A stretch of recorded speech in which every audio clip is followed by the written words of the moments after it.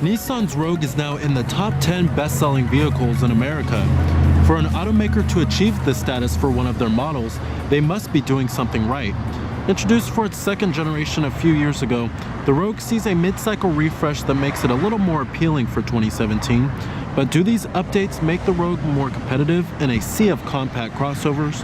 Well, let's go ahead and find out and check out this 2017 Nissan Rogue.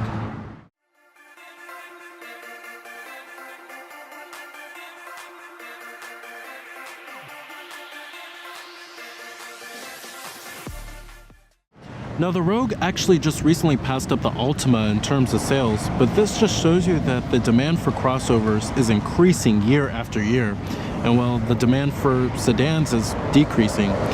Now, like I said earlier in the video, Nissan has put a mid-cycle refresh on the Rogue for 2017. Now the updates do include more sound insulation. They also added a couple more high-end safety technologies such as forward collision warning as well as adaptive cruise control. And then you also do see the addition of a hybrid model too. Now here goes the key fob design for the Rogue here. You have your lock, unlock, and your panic alarm. And it is a switchblade key. Our trim of the Rogue is the base S trim.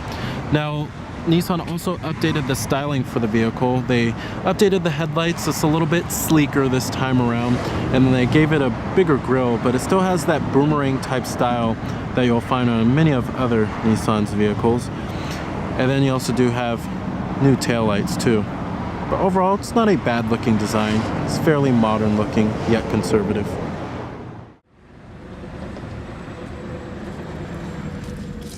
Alright, now stepping on inside of the Rogue, Nissan has made some pretty nice updates to the interior here, such as on the dashboard you have this nice molded stitching, gives it a more high quality vibe.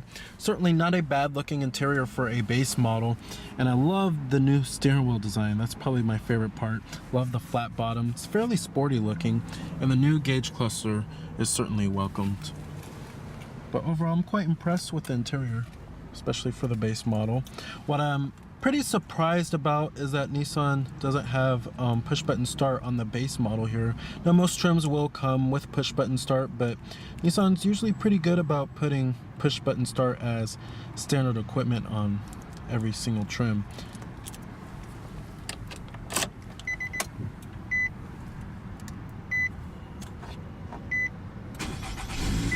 And what you're hearing there is a 2.5 liter 4-cylinder.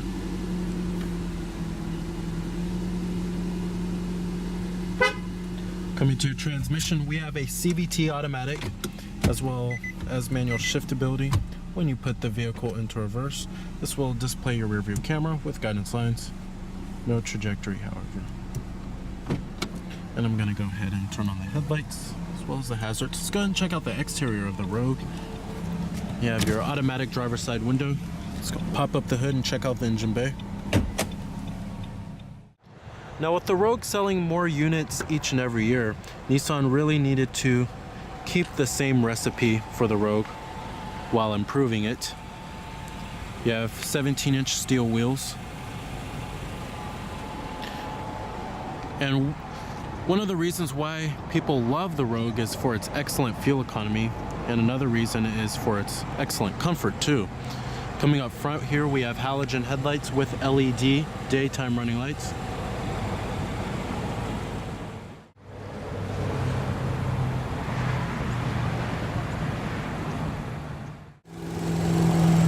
Alright, now powering the Rogue here is what most Rogues are going to come with.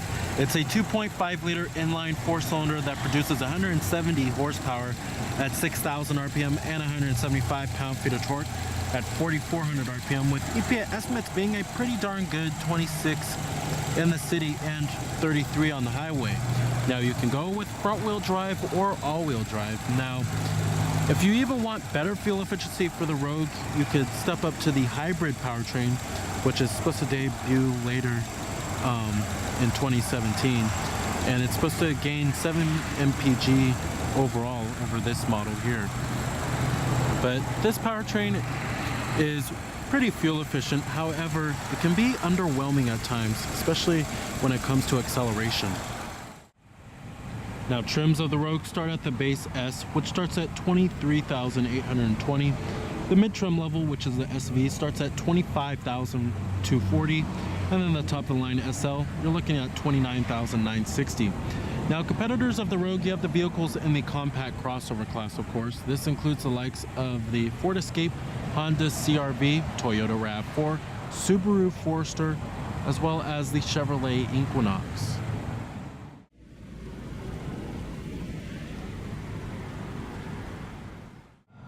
EPA estimates, like I said, 26 city, 33 highway. Total vehicle price for our particular Rogue, $24,985. And you finally have a shark fin antenna on top. Coming to the rear of the vehicle, like I said, you have new tail lights. Love the smoked out part at the bottom right here. And then you have rear reflectors, rear window wiper with the rear window defroster, and a third brake light.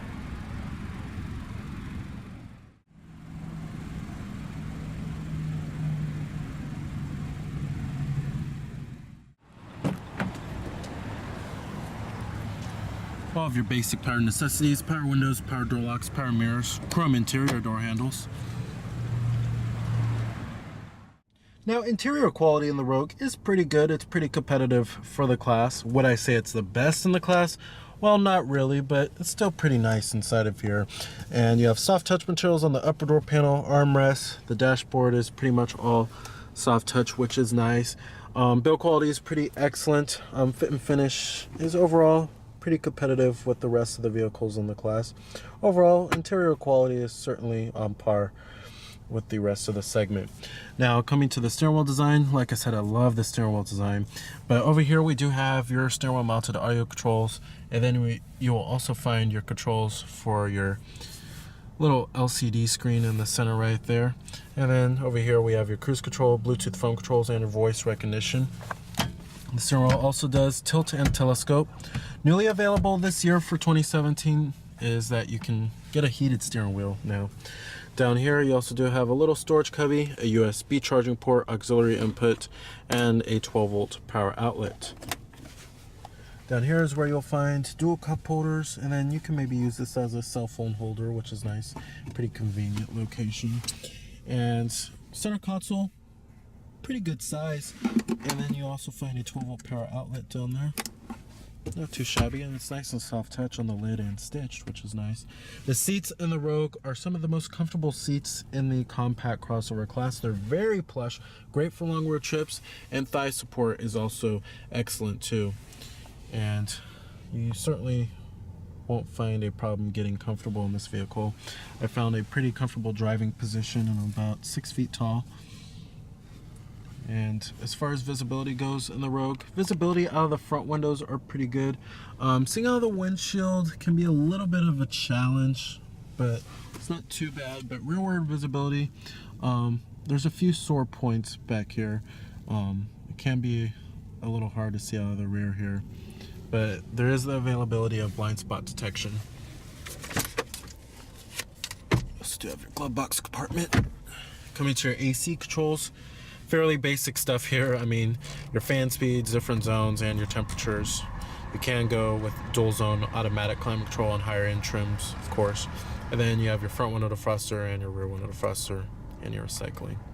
Up here you will find a 5-inch screen here that is colored, and you have your presets that are located right here. Your different audio sources do include all of the norm: AM, FM, XM satellite radio, Bluetooth streaming audio, and your USB port with iPod integration. All the basic stuff here. But it's a decent looking screen, and then you also do have your digital clock. You can also change the settings like the bass, treble, balance, and your fade. And you could turn the display off or on if you would like, which is nice. Now, coming to the gauges and the instrument cluster, I love these new gauges here, and I love the new LCD screen. That's my favorite part. And then on the right you have your speedometer, your fuel gauge, and then on the left you'll find your tachometer and your coolant temperature. In the center right there, it's shows you all of your vehicle information. It's controlled by the buttons on the steering wheel. Shows you things like your exterior temperature readout as well as your digital clock, and it also shows you your average fuel economy, what audio source is playing,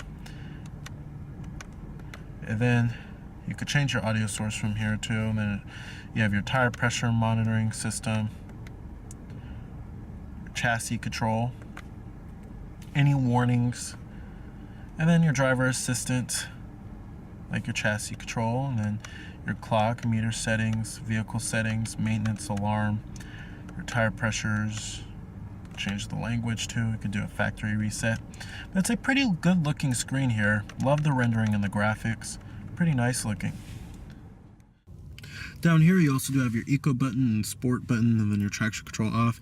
And the different driver selectable modes are more of a gimmick. I mean, they don't really change the way the vehicle drives all that much, to be honest.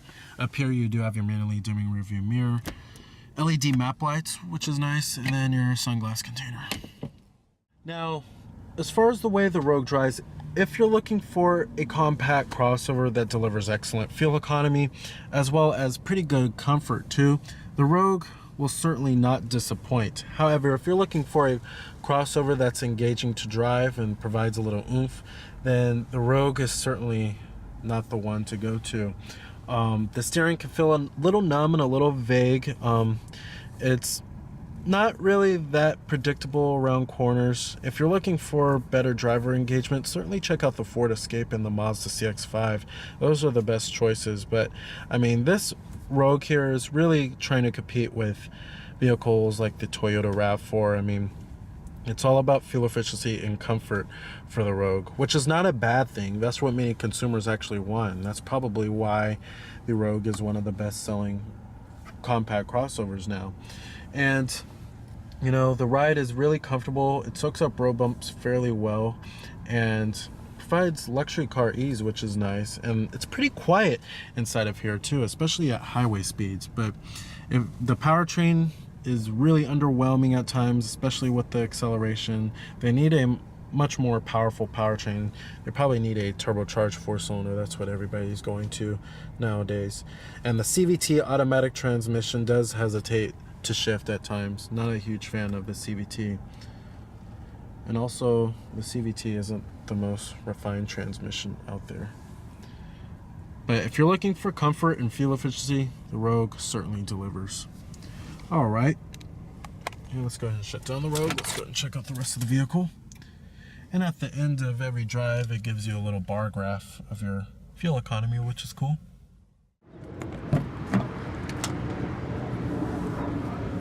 Materials do follow through in the rear. And the rear seats do fold down, of course.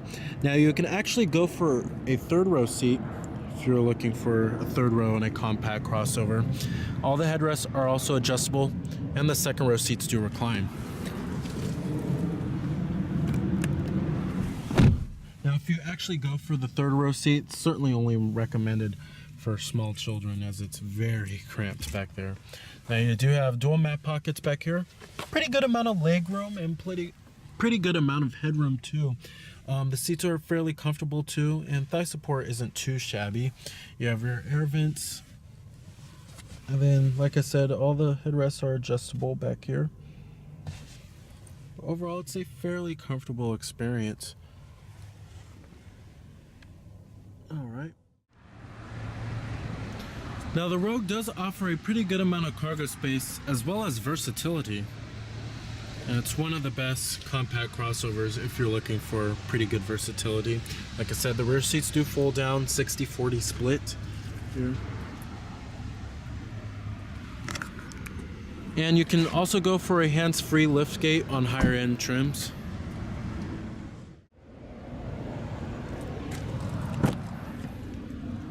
Full manual passenger seat.